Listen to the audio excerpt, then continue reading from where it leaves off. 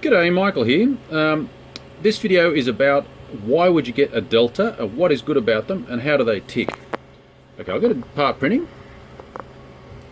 This one's got a touch screen. That's arbitrary. I don't really care much for the touch screen or not. It's doing its little dance. And you can see that the motion is generated by three vertical axes coordinated together on the centerpiece, the print head, and there is no such thing as an X or a Y or a Z in the real world. It's all a combination of all these axes. Now you'd think that that would work against you, but in fact it enhances precision in a lot of ways. For a start, no real Z-axis means that the printer is sort of, how can I say, it's not restricted to an encoder count like a Cartesian is, like maybe a Prusa type printer. With a Cartesian you need to have the layer height to be a neat number of steps, either whether it's a servo driven thing or with the stepper motors. It has to be a neat number of steps. So if you have a dimension you specify as like, and it works out to be 20.5 steps on the stepper motor, one layer will end up being 20 layers high and the other layer will end up being 21 layers high. And if you choose something that's a bit more like 20.3 layers, it may actually take, say, even 12 layers before you get kind of a clock back over to the same layer height. It's a bit of a funny one. So the Cartesians, although at first thought you might think they're more accurate, they're not as freeform. The deltas are very freeform for the numbers you can choose because everything's just a virtual thing anyway. Even a straight line in the x-axis is in fact a curved move across the three motors. It's hard to get your head around it perhaps at first, but once you do understand that, you'll find that there's a lot of advantages in that. Now hopefully this will start printing shortly so you can actually see it doing its job. Now there's a little bit of debris in there. I'm holding the camera. I'm just going to hope that it operates well enough anyway. It's oozing as it comes up to temperature. The print temperature I need for this stuff's about 230, 240, but I have to run it at 260, and I'll explain that why later on, as you see it running. But okay, to give you an idea of the delta versus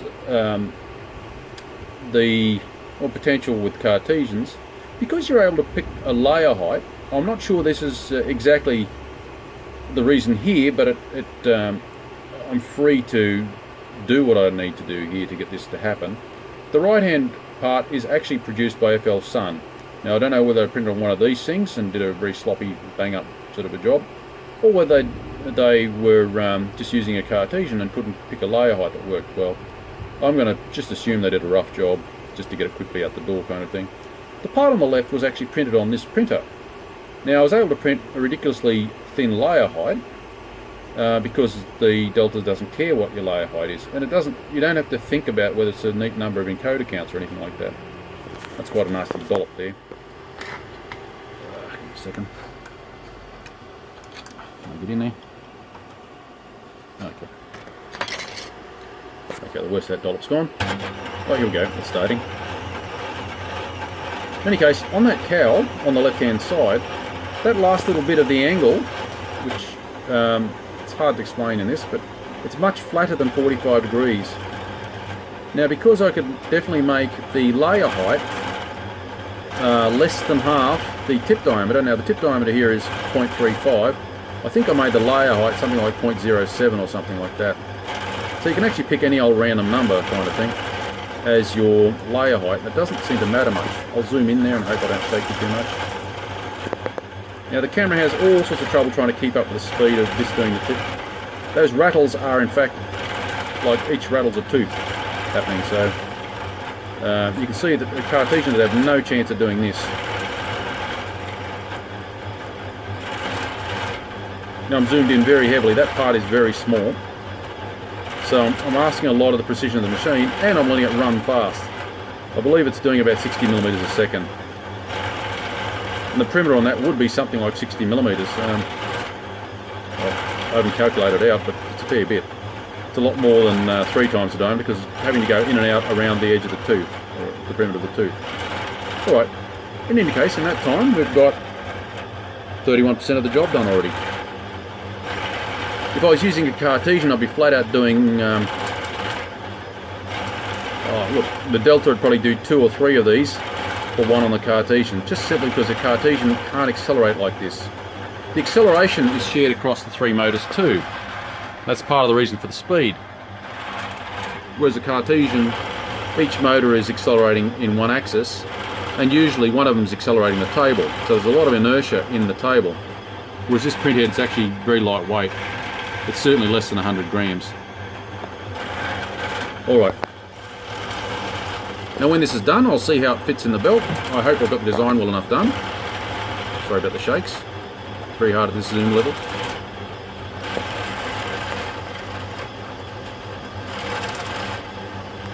Zoom out.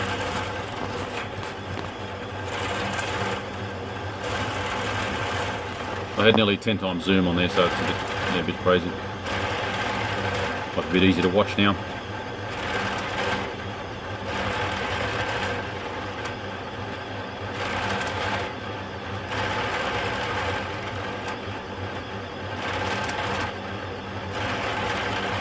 And you'd think with that movement we'd end up missing all the teeth or that sort of thing. You'll see later on when I get this thing out how good a detail it will have kept. I've had actually some remarkable results on this, even unsupported prints, just ridiculously flat, and they still come out okay.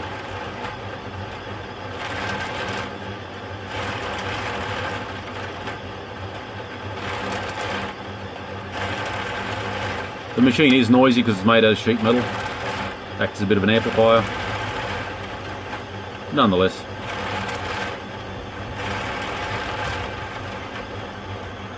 Now here's the timing belt. I'm hoping to have it fit.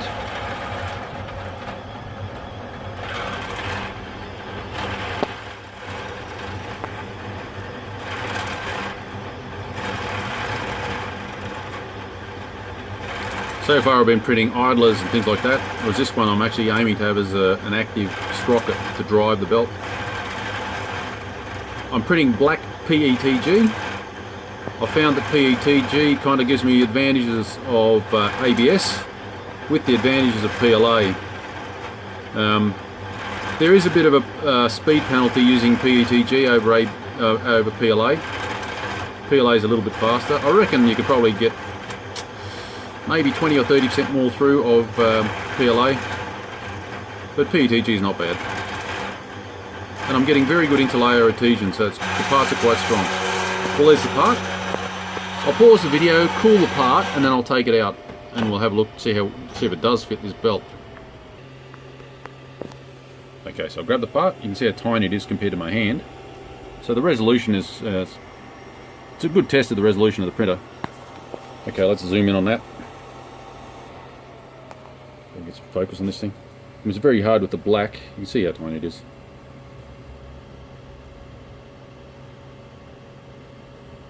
Look down the profile. See, it's been pretty good conformity to the design intent.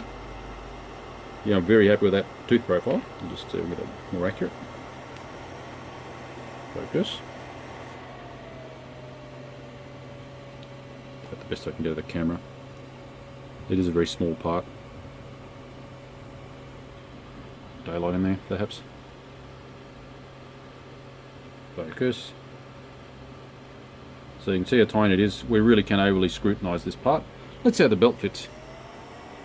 See if we can do this one-handed.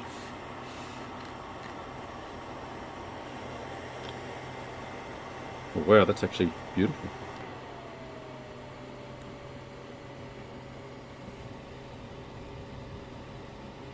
Wow. Okay, I'm thrilled to bits with that. That's quite an acceptable part. That's a beautiful conformity to the design. Wowee.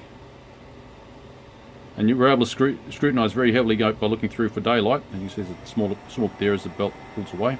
There, you can see it, a little bit of daylight. But I'm very happy with that. Well, I guess that's it. Feel free to like, share, subscribe, ask a question, leave a comment. Bye for now.